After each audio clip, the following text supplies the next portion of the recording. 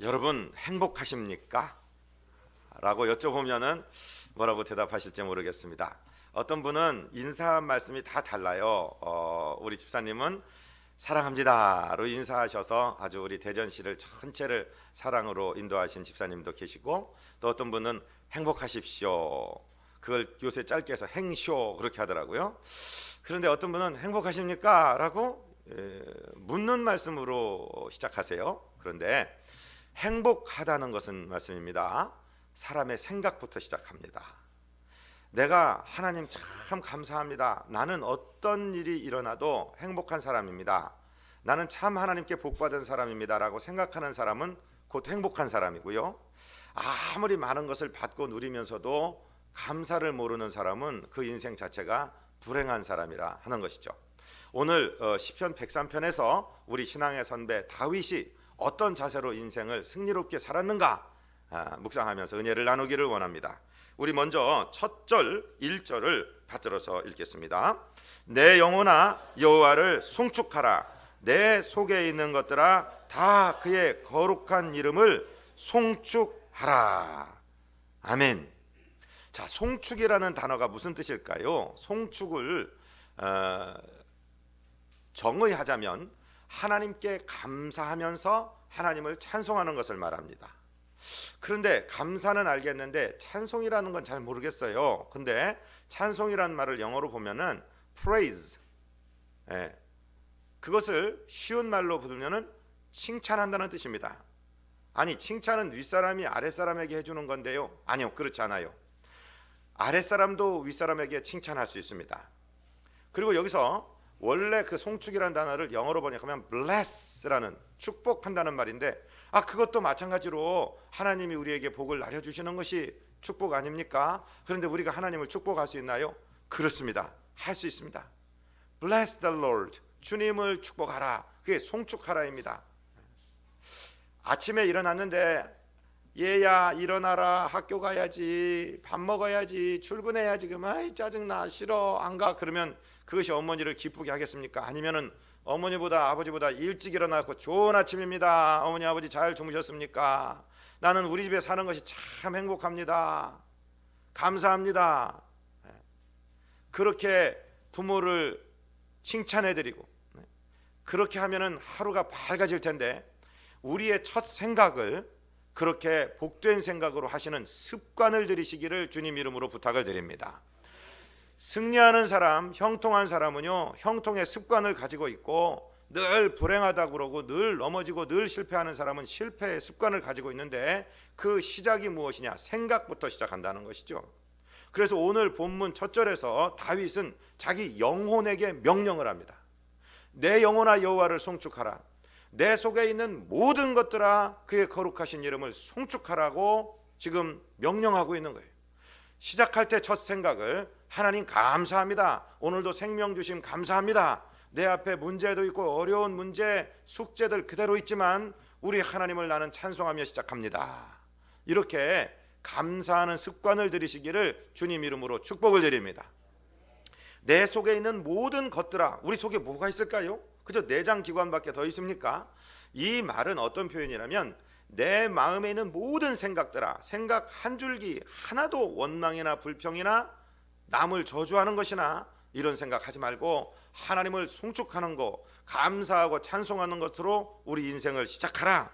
아침마다 그렇게 다윗은 자기 영혼에게 선포하며 시작했다는 것이죠.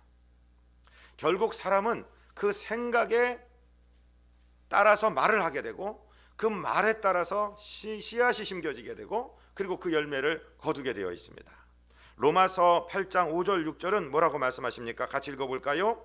육신을 따르는 자는 육신의 일을, 영을 따르는 자는 영의 일을 생각하나니 육신의 생각은 사망이요 영의 생각은 생명과 평안이니라.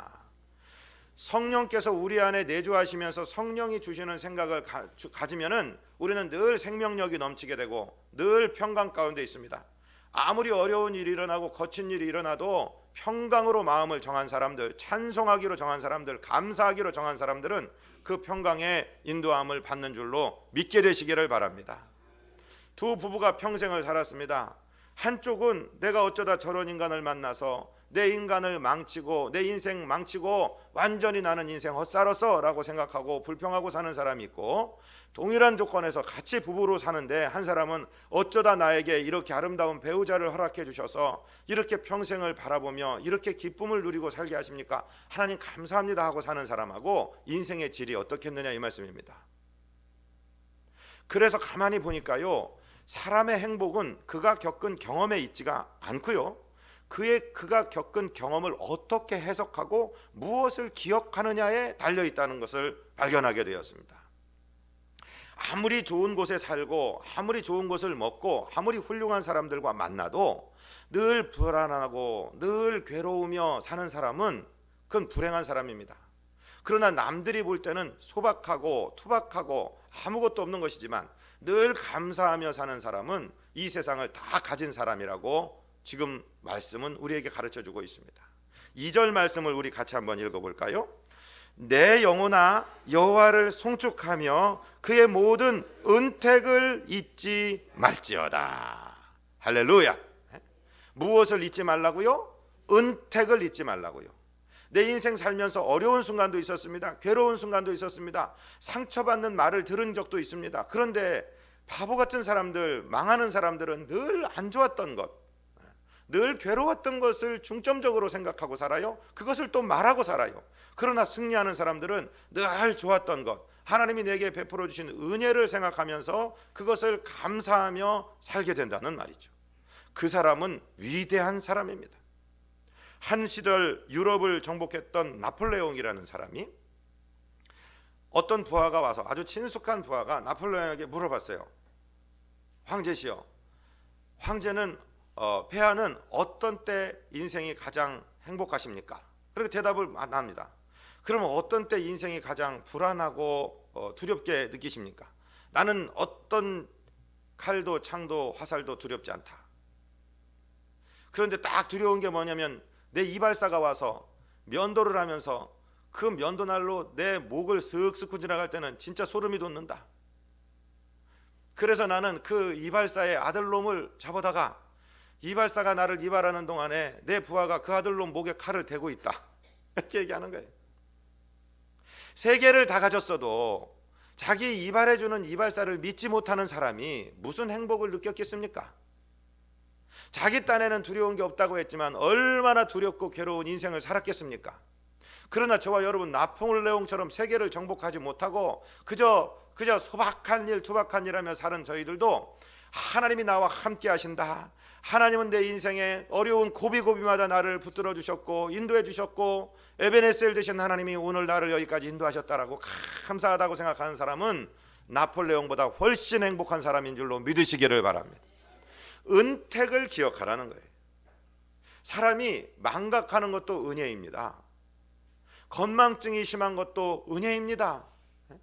여러분, 나 깜빡깜빡 하는데 두려워하지 마세요. 오히려 감사하세요. 우리가 기억하지 말아야 할 아주 아프고 쓰리고 그런 기억들, 하나님이 나를 깎아주시기 위해서 연단하시는데 하나님은 나를 맨날 매로 때렸어, 하나님이 내게 은혜를 베풀어 주신 적이 없어, 이렇게 하고 사는 사람은, 그 사람은 행복자가 아닙니다. 그러나 지나간 모든 일 가운데 모든 것을 하나님의 은혜로 해석하면서 하나님의 은택을 기억하고 사는 사람, 하나님의 은혜가 있기에 내가 오늘 여기까지 왔습니다 하고 사는 사람은 하나님께서 은혜와 은총을 늘 베풀어 주신다, 이 말씀입니다. 예레미야라는 사람은 그가 지은 애가에서 슬픈 노래를 부릅니다. 하나님이 자주 손을 들어서 우리를 치셨습니다. 우리가 지금 이렇게 외국의 침략을 당하고 나라를 뺏기고 민족의 운명이 정말 풍전등화가 같이 되었습니다. 고생했습니다. 하나님께서 우리를 관역판을 삼아서 활을 쏘시고 그 화살이 내 허리를 꽂았습니다. 하나님 정말 괴롭습니다. 자주자주 하나님께서 우리를 때리셨습니다. 우리가 부르짖어도 하나님 들어주시도 않았습니다. 그렇게 슬픈 노래를 막 불러요. 예레미야 애가 3장에 보면 그런 노래를 막 부르다가 갑자기 이 사람이 정신이 번쩍 들어서 기도의 내용이 180도 바뀝니다. 그러면서 예레미야 애가 3장 22절 23절에 이렇게 노래합니다. 우리 같이 읽어보겠습니까? 여호와의 인자와 긍휼이 무궁하심으로 우리가 진멸되지 아니함이니이다. 이것들이 아침마다 새로우니 주의 성실하심이 크시도소이다. 아멘. 여러분, 나는 하나도 잘못 안 했고 하나님께서는 언제나 나에게 징계만을 주셨습니다, 채찍만을 주셨습니다 하고 살면 그 인생이 아주 염세적입니다. 그 인생이 아주 비관적입니다. 그러나 슬픈 노래를 부르다가 갑자기 예레미야가 생각을 바꿉니다. 가만히 생각해 보니까 만약에 하나님께서 법대로 하셨더라면 나는 골천번 더 죽었을 것이다. 오늘 내가 살아있다는 것은 하나님의 자비하심과 인자하심과 긍휼하심이 무궁하심으로, 끝이 없으심으로 내가 진멸되지 않고 살았다. 하나님이 봐주셨기 때문에, 덮어주셨기 때문에, 용서해 주셨기 때문에 내가 진멸되지 않고 살았다. 이것이 아침마다 새롭다. 지난 밤에라도 주님께서 불러 가셨으면 내가 이 땅에 있지 않을 텐데, 하나님께서 지난 밤 내가 자는 동안에도 내 심장을 쥐어주고 계셨고, 오늘 밤 내 머리에 내 의식을 넣어주시고 살려주시니 아침에 일어나서 내가 살아있다는 것 자체가 감사한 것이고 하나님의 성실이 크심입니다 라고 찬송하게 되었다는 것이죠. 지나온 일들을 은혜로 해석하고 감사하시며 사시기를 주님 이름으로 축복드립니다. 저는 그래요. 저도 짧은 인생 살았지만은 과거에 돌아온 일들을 보면 정말 감사. 저는요, 지금 2014년 11월 달에 지금 우리가 누리는 삶들을 저는 어렸을 때 정말로 상상도 못 해봤습니다. 정말로 상상도 못 해봤습니다. 미국에 사는 친구하고 내 손바닥에 전화기를 들고 그 친구 얼굴 보면서 돈 한 푼도 안 내고 통화할 수 있다는 것은 나는 정말이지 상상도 못했습니다. 여러분, 누가 상상해 보셨습니까? 그런데 그것이 지금 내 현실로 살고 있는데 우리는 그만큼 감사하고 사느냐 이 말씀이에요. 전혀 감사치 못하고 또 없는 것을 생각하면서 원망하고 불평하고 사는 모습, 정말 우리가 다시 한번 하나님 앞에 검토해 봐야 되고, 우리의 과거에 인도해 주신 주님의 은총에 대해서 감사하고 오늘 삶에 대해서 감사하는 습관을 갖게 되시기를 주님 이름으로 부탁을 드립니다. 이런 습관을 가진 사람은요, 미래도 소망의 눈으로 바라봅니다. 이전에 나를 인도하신 주는 장래에도 내 앞에 험산줄령 만날 때 도우실 줄로 믿고 살기 때문에 걱정하실 필요가 없다는 것입니다. 그 사람은 믿음으로 미래를 바라봅니다. 시편 27편 13절 14절을 우리 같이 한번 읽어보시겠습니까? 내가 산자들의 땅에서 여호와의 선하심을 보게 될 줄 확실히 믿었도다. 너는 여호와를 기다릴지어다. 강하고 담대하며 여호와를 기다릴지어다. 아멘. 여러분, 세상에 재앙이 많습니다. 힘든 일이 많습니다. 사고도 많습니다. 그러나 하나님께서 산자의 땅에서 저와 여러분을 살려주시고 하나님 앞에 우뚝 서게 될 줄로 믿음에 대한 소망을 가지고 미래를 바라보시기를 주님 이름으로 축복드립니다. 이렇게 미래를 보고 사는 사람들은요, 나중에 이 세상 떠나는 날도 두려움이 없어요. 이 세상 떠날 때도 우리는 하나님 앞에 멋지고 아름답게 설 줄로 믿습니다. 할렐루야. 저는 어려서요, 10대 때 이런 찬송을 드렸어요. 존 피터슨이라는 분이 만든 노래인데 들어보세요. 내 인생 여정 끝내어 강 건너 언덕 이를 때 하늘 문 향해 말하리 예수 인도하셨네. 매일 발걸음마다 예수 인도하시네. 나의 무거운 죄짐을 모두 벗고 하는 말 예수 인도하셨네. 할렐루야. 기억나시는 분들 계시죠? 우리 10여 년 전만 해도 이 찬송 많이 했습니다. 내 인생 여정 끝내어서 강 건너 요단강 건너가 하나님의 천국문 앞에 그 언덕에 이를 때 주님 나를 인도해 주셨습니다. 나를 여기까지 인도해 주셨습니다. 내가 주님 은혜로 여기까지 살고 이제 천국문 앞에 섰습니다. 죽을 때에도 소망 있고 담대하시기를 주님 이름으로 축복드립니다. 할렐루야. 인생의 결론을 우리는 내려놓고 사는 거예요. 그 2절 가사는 이렇습니다. 이 가시밭길 인생을 허덕이면서 갈 때에 시험과 환난 많으나 예수 인도하셨네. 3절 내 밟는 발걸음마다 주 예수 보살피시사 승리의 개가 부르며 주를 찬송하리라. 매일 발걸음마다 예수 인도하시네. 나의 무거운 죄짐을 모두 벗고 하는 말 예수 인도하셨네. 할렐루야. 과거의 은택을 꼭 기억하시기를 바랍니다. 하나님을 향해서도 그렇고 사람을 향해서도 그렇고, 저 사람이 언제 무슨 말을 해서 내 마음을 아프게 했어, 그런 생각을 하고 사는 사람들은요 다 실패하는 사람들이에요. 인생을 불행하게 사는 사람들이에요. 그때 그분이 이 말을 해주셨을 때 내가 참 위로를 받았어. 그때 그분이 이러한 은총을 베풀어 주셔서 내가 정말 얼마나 큰 힘을 얻었는지 몰라.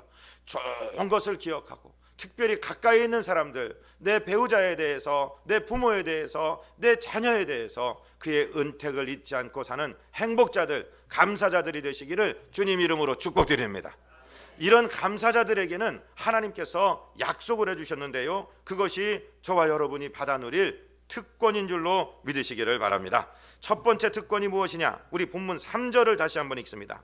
그가 네 모든 죄악을 사하시며 네 모든 병을 고치시며. 할렐루야. 예수님께서 감사하는 사람들, 예수님의 십자가의 보혈을 믿고 감사하는 사람들의 죄를 사해 주십니다. 그런데 죄에다가 앞에다가 무슨 자가 붙었냐면은 모든 죄를 사하시며. 하나님이 용서해 주실 수도 있는 죄가 있고, 이것은 너무 괘씸하고 너무 안 돼서 이건 용서 못하겠다, 그런 죄가 있습니까? 절대 그렇지 않습니다. 하나님은요 어떤 흉악무도한 죄라도 용서하실 수 있습니다. 모든 죄를 사해 주십니다. 이 모든 죄라는 얘기는 저와 여러분이 예수 믿기 전에 과거에 몰라서 저지른 모든 죄를 포함하는 것이고, 오늘도 예수 믿으면서도 아직 성숙하지 못해서 아직 미숙한 신앙인 때문에 자주 넘어지고 남에게 상처도 주고 하나님께 약속한 것 지키지 못하는 그 죄들도 용서하시겠다라고 말씀하시는 것이고, 미래에도 우리가 육신 입고 사는 동안에 인생이 나약하여서 실수할 수밖에 없는 그런 죄들까지도 미래 것들도 용서해 주시겠다. 과거와 현재와 미래의 모든 죄를 다 용서해 주시겠다. 주님께서 약속하신 줄로 믿으시기를 바랍니다. 히브리서 9장 13절에 보면 이렇게 말씀하십니다. 염소와 황소의 피와 및 암송아지의 죄를 부정한 자에게 뿌려 그 육체를 정결하게 하여 거룩하게 하거든 하물며 영원하신 성령으로 말미암아 흠 없는 자기를 하나님께 드린 그리스도의 피가 어찌 너희 양심을 죽을 행실에서 깨끗하게 하고 살아계신 하나님을 섬기게 하지 못하겠느냐. 아멘. 옛날에 구약의 백성들은요 소를 잡아 죽이고 양을 잡아 죽이고 그 피를 몸에 뿌리고 그래서 정결하게 했습니다. 그런데 그런 양과 소의 피가 아니라 당신 하나님의 아들 흠 없으신 인간의 몸을 입고 흠 없이 사시다가 흠 없으신 피를 흘려주신 예수 그리스도 하나님의 아들의 피가 저와 여러분의 양심을 그 더러운 죄에서 왜 씻지 못하시겠느냐, 이 말씀이죠. 저와 여러분은 우리가 무슨 행위를 함으로써 깨끗해지는 게 아니라 십자가에서 저와 여러분의 죄를 감당하시기 위해서 손으로 지은 죄 때문에 손에 못이 박히고, 머리로 지은 죄 때문에 가시면류관을 쓰시고, 가슴으로 지은 죄 때문에 창을 맞으시고, 발로 지은 죄 때문에 발에 못이 박히신 그 예수님의 그 흘리신 보혈이 저와 여러분의 더러운 죄를 깨끗하게 씻는 줄로 믿으시기를 바랍니다. 그 은혜를 믿고 감사하는 자들은 깨끗하게 되는 것입니다. 모든 죄를 사하여 주신다는 것은 저희들이 하는 것이 아니라 하나님께서 약속으로 주신 것이니까 예수를 믿음으로 깨끗게 되시기를 주님 이름으로 축복드립니다. 두 번째는 무엇이었습니까? 모든 병을 사해 주신다라고 말씀하신 것입니다. 하나님은 저와 여러분의 창조주이십니다. 저와 여러분을 사랑하시는 주님이십니다. 그리고 저와 여러분을 얼마든지 고쳐주실 수 있는 주님이십니다. 에이 목사님 그런 소리 하지 마시오. 내가 지금 당뇨약 먹은 지가 몇십 년이고 혈압약 먹은 지가 몇십 년인데 하나님이 안 고쳐주십니다. 아니에요. 지금 하나님이 고치고 계신 줄로 믿으시기 바랍니다. 무슨 몸에 연약함이 있고 괴로움이 있어도요 하나님은 지금 저와 여러분을 고치고 계십니다. 모든 병을 고쳐주십니다. 마가복음 1장 32절부터 제가 읽어드릴 테니까 들어보십시오. 저물어 해질 때에 모든 병자와 귀신 들린 자를 예수께 데려오니 온 동네가 그 문 앞에 모였더라. 예수께서 각종 병든 많은 사람을 고치시며 많은 귀신을 내쫓으시되 귀신이 자기를 알므로 그 말하는 것을 허락하지 아니하시니라. 저물어 해질 때 모든 병자와 모든 귀신 들린 자를 예수님이 사역하시던 그 가버나움 집 앞에 와서 마을 전체가 예수님 앞에 모인 것처럼 모였는데 주님은 밤이 맞도록 그들을 다 고쳐주셨습니다. 할렐루야. 지금도 우리 주님이 나를 고치고 계신 줄로 믿으시기를 바랍니다. 몸에 질병 하나 있는 것, 질병 한두 개 있는 것 가지고 걱정하지 마세요. 우리의 모든 병을 고치고 계십니다. 우리가 하나님 앞에 가는 날까지 건강하게 하실 것입니다. 여러분은 성결교회 다니는 것을 감사하시기를 바랍니다. 성결교는 4가지 전도 편제가 있는데요, 중생, 예수를 믿음으로 거듭난다, 다시 태어난다, 성결, 하나님의 성령의 도우심으로 깨끗하게 살 수 있다. 우리 인간의 노력으로가 아니라 성령 충만할 때 우리가 죄악을 이기고 산다. 그 다음에 신유, 하나님의 능력으로 질병이 치료된다. 이걸 믿어요. 그런데 어떤 교단에서는요, 아이 신유 그런 거는 사도행전 시대가 닫히면서 이제 계시도 끝났고 능력도 끝났고 병원 생기면서 병 고치는 것도 끝났어요, 그렇게 가르쳐요. 그렇지 않아요. 우리 주님은 어제나 오늘이나 영원토록 동일하신 분이십니다. 신약 성경의 4분의 3이 병 고치는 얘기예요. 믿으시기 바랍니다. 지금도 저와 여러분의 병을 고쳐주시는 줄로 믿으시기를 바랍니다. 신유가 있어서 얼마나 좋은지 몰라요. 마지막 4번째는 재림, 우리 주님 다시 오십니다. 누가 얘기하는 대로 뭐 몇 월 며칠 날 뭐 14만 4천이 차면 그런 거 다 거짓말. 그건 믿지도 마시고요. 그 날과 시는 모르지만 우리 주님은 반드시 오십니다. 저와 여러분을 건지러 천국으로 인도하시기 위해서 오십니다. 믿으시기를 바랍니다. 그러니까 하나님이 우리를 병 고쳐주신다고 하고 병든 자를 위해서 기도하는 것은 너무도 당연한 것입니다. 그렇게 믿을 때 하나님은 우리 병을 사해 주십니다. 하나님, 내가 병이 하나 있어서 이것도 감사합니다. 감사하시기 바랍니다. 이거 없으면 그냥 뛰고 난리치고 말갈 때 속갈 때 가면서 죄짓고 포서 마시고 과로하고 엉망으로 살다가 더 큰 병 얻을 텐데 하나님 하나 주신 것도 감사합니다. 이 병도 고쳐주시는 줄로 믿습니다. 감사하며 사시기를 바랍니다. 왜냐하면 지금 약속에서 네 모든 병을 고치심이 하셨으니까요. 자, 이제 우리 4절 말씀을 읽습니다. 네 생명을 파멸해서 속량하시고 인자와 긍휼로 관을 씌우시며. 할렐루야. 네 생명을 파멸해서 속량하시고. 파멸이 뭐예요? 완전히 망하게 된 상황을 말하는 것이죠. 전혀 소망이 없어진 걸 말씀하시죠. 그런데 거기서 건져주신다라고 우리 주님이 말씀하십니다. 세상 사람들의 통계를 믿지 마시고 하나님의 말씀을 믿으시기를 바랍니다. 파멸해서 건지신다고 하셨으면 건지시는 거예요. 할렐루야. 제가 시편 91편 1절부터 읽을 테니까 들어보십시오. 지존자의 은밀한 곳에 거주하며 전능자의 그늘 아래 사는 자여, 나는 하나님 여호와를 향하여 말하기를 그는 나의 피난처요 나의 요새요 내가 의뢰하는 하나님이라 하리니 이는 그가 너를 새 사냥꾼의 올무에서와 심한 전염병에서 건지실 것이미로다. 그가 너를 그의 깃으로 덮으시리니 네가 그의 날개 아래 피하리로다. 그의 진실함은 방패와 손방패가 되시나니 너는 밤에 찾아오는 공포와 낮에 날아드는 화살과 더울 때 퍼지는 전염병과 밝을 때 닥쳐오는 재앙을 두려워하지 아니하리로다. 1000명이 네 왼쪽에서 10,000명이 네 오른쪽에서 엎드러지나 이 재앙이 네게 가까이 하지 못하리로다. 아멘. 믿으시기 바랍니다. 목사님, 요새 세상에 얼마나 사고가 많습니까?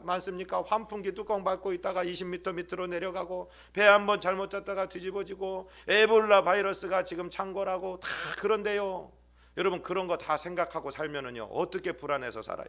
하나님이 때 되면 부르시겠지 하고 어떤 재앙이나 어떤 파멸이 와도 나는 피해간다라고 믿으시기 바랍니다. 그러면 말씀하실 거예요. 그게 무슨 논리요? 확률적으로 사고가 이렇게 많은데 그런 말 하지 마시오. 그런데요, 저는요 논리보다 믿음이 위에 있다라고 믿습니다. 생각하는 대로 믿는 대로 말하는 대로 되는 줄로 믿으시기를 바랍니다.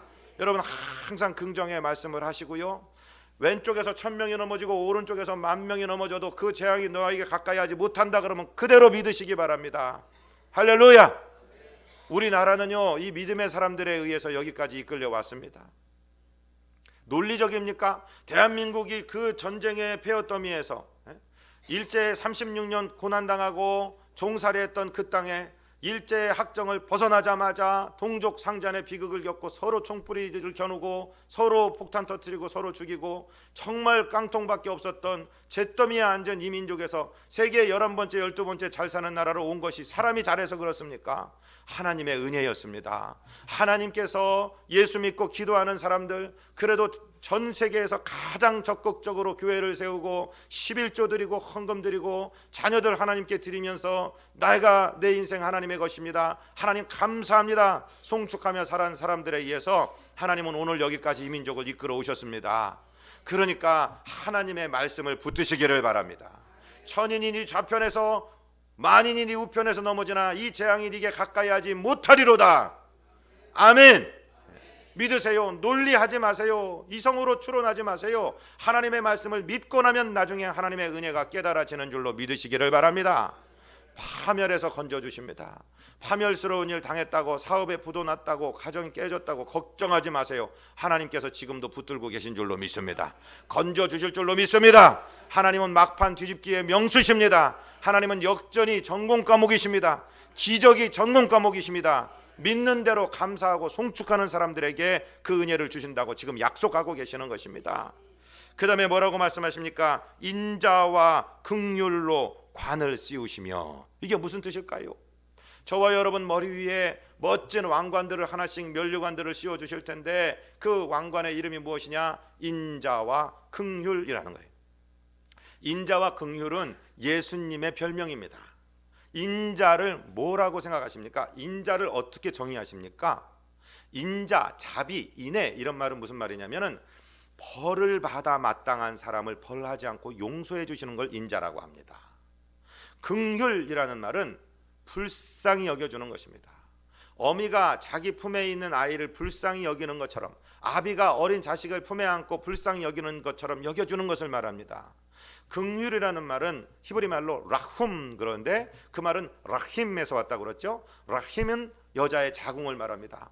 엄마의 아기집을 말하는 것입니다. 아기가 그 엄마의 그 아기집에 있을 때가 가장 평안한 것 아닙니까? 하나님이 저와 여러분 도저히 사랑스럽다고 볼 수 없는 나 같은 사람을 하나님이 불쌍히 여겨주시는 것, 그리고 도저히 용서하지 못할 사람을 용서해 주시는 것, 그 인자와 긍휼이 주님이시기 때문에 저와 여러분을 인자와 긍휼로 관을 씌워주신다는 얘기는 우리가 주님이라고 믿는 예수님이 그런 분이기 때문에 너희도 그렇게 살아라 하시는 거예요. 예수님을 닮은 사람으로 살아라 하는 거예요. 많은 사람들이 이런 얘기합니다. 이 세상 바보같이 살면 안 돼. 똑똑하게 살아야 돼. 자기 것 주장하면서 정말 내 앞에 경쟁자가 나타나면 완전히 밟아 이겨야지 승리할 수 있어. 그런데 성경은 절대로 그렇게 가르치지 않으세요. 우리 인생에 KO승은 절대 없습니다. 판정승만 있습니다. 여러분, 사람을 용서하시고 하나님께 동정을 사시기를 바랍니다. 하나님의 긍휼을 사는 것이 훨씬 옳은 것입니다. 사람이 볼 때는 바보 같지만은 우리 인생은 100m 달리기가 아니에요. 42.195 다 달리는 정말 장거리에 하나님이 진 줄로 믿으시기를 바랍니다. 양보해 주십시오. 용서해 주십시오. 당하십시오. 하나님께서 반드시 갚아주실 줄로 믿습니다. 마태복음의 산상수훈에도 주님은 온유한 자가 땅을 차지할 것이라고 말씀하지 않았습니까? 강한 자가 아니라 온유한 자가 결국에 다 승리하게 되어 있습니다. 하나님께 맡기고 인자와 긍휼로 관을 씌워주시는 하나님의 인정을 받는 저와 여러분 감사자들, 송축자들 되시기를 주님 이름으로 축복드립니다. 마지막으로는요, 하나님께서 우리를 영화롭게 하시는데요, 어떻게 영화롭게 하시느냐? 좋은 것으로 주십니다. 우리 5절을 같이 읽습니다. 좋은 것으로 네 소원을 만족하게 하사 네 청춘을 독수리같이 새롭게 하시는도다. 아멘. 감사하고 사는 사람에게는요, 감사한 일만 일어나요. 자, 오늘 이 시간에 한번 상상해 보십시오. 내 남은 인생이 몇 년인지 모르지만 이 인생 가운데 하나님이 어떻게 해주셨으면 내가 제일 좋겠다 하는 소망이 있으십니까? 단거리 말고요, 멀리 보셔서 내 인생 다 될 때까지 하나님이 나를 어떻게 해주셨으면 좋겠다 한번 생각해 보십시오. 사실 우리는 잘 모릅니다.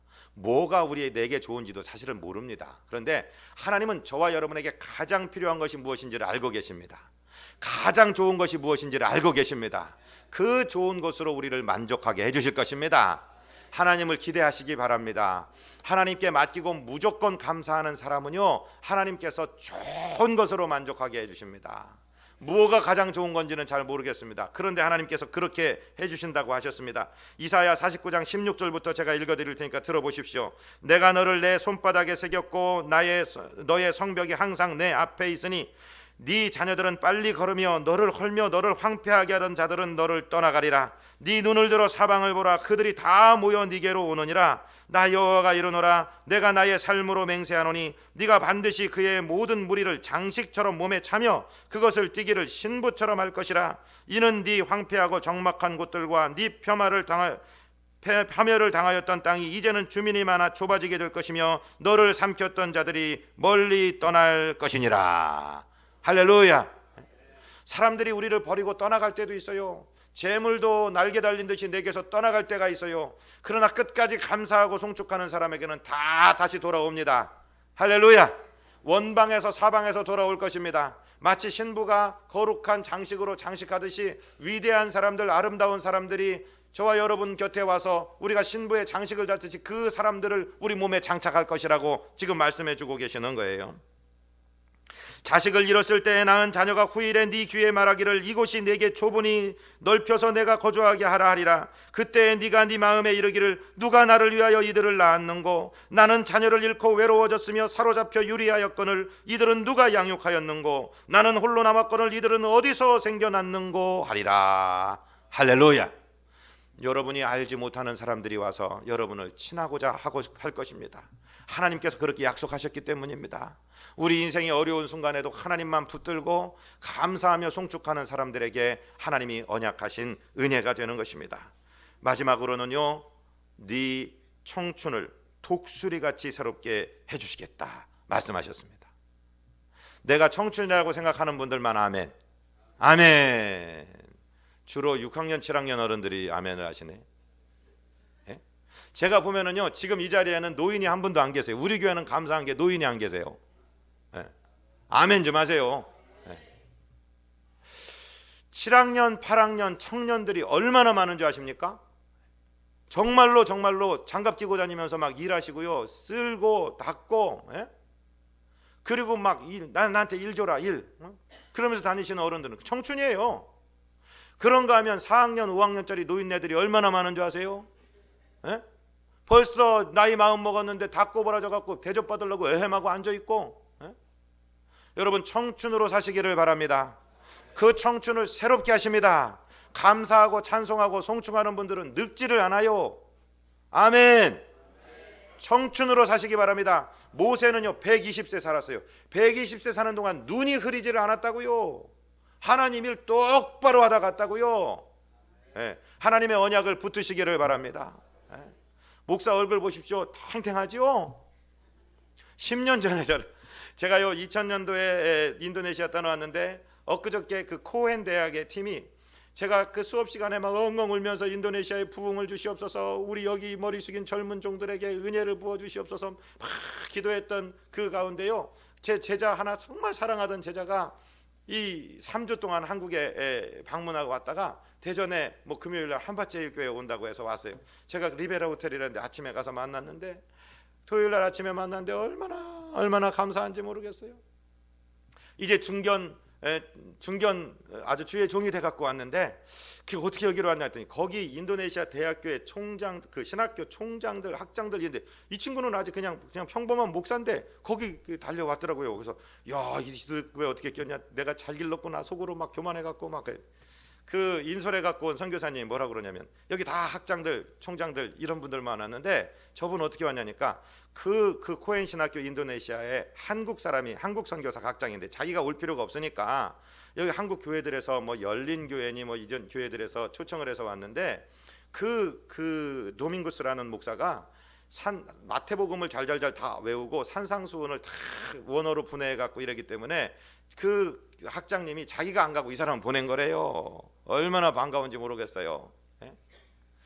여러분, 젊게 사시고 항상 모든 일에 열심을 내시고, 예? 그렇게 달려가면은요, 하나님께서도 상상하지도 못했던 방법으로 저와 여러분을 대접해 주실 줄로 믿습니다. 우리 마지막 고린도전서 2장 9절을 같이 읽고 말씀을 마치겠습니다. 기록된 바 하나님이 자기를 사랑하는 자들을 위하여 예비하신 모든 것은 눈으로 보지도 못하고 귀로 듣지도 못하고 사람의 마음으로 생각하지도 못하였다 함과 같으니라. 아멘. 저와 여러분이 귀로 들어보지도 못했고 눈으로 보지도 못했고 마음속에 생각하지도 못했던 좋은 것으로 우리의 청춘을 만족하게 하시고 독수리같이 새롭게 하실 줄로 믿습니다. 감사로 11월 한 달에 승리하시기를, 이 감사 전쟁에서 반드시 이기시기를 주님 이름으로 축복드립니다. 거룩하시고 자비하신 우리 아버지 하나님, 인생에 일어나는 경험들이 아니라 그 경험을 어떻게 해석하고 어떻게 기억하고 어떻게 감사하고 송축하느냐가 우리의 인생의 성패를 나타내는 것인 줄 우리가 배웠습니다. 11월 한 달에 원망, 불평, 험담은 떠나가게 하여 주시고 찬송하고 감사하는 일만 넘치게 하여 주셔서 주님께 인정받는 승리자들 되게 하여 주옵소서. 예수 그리스도 이름으로 믿사옵고 축복하고 간구하옵나이다. 아멘.